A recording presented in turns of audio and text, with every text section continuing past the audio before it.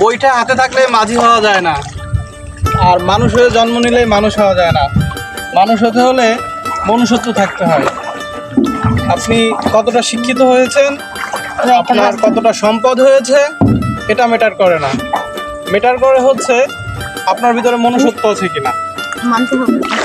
যে মানুষটার শিক্ষাগত যোগ্যতা কম বা বেশি, যেটাই হোক, কিন্তু তার ভিতরে যদি মনুষ্যত্ব না থাকে তাহলে সে আসলে মানুষ হয়ে উঠতে পারে নাই।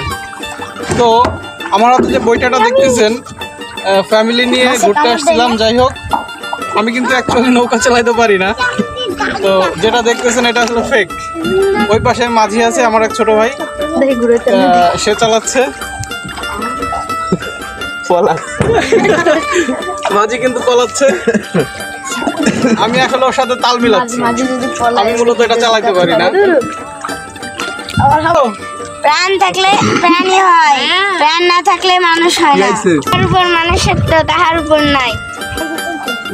মানুষ বাঁচে কর্মের মধ্যে দিয়ে, বয়সের মধ্যে দিয়ে না।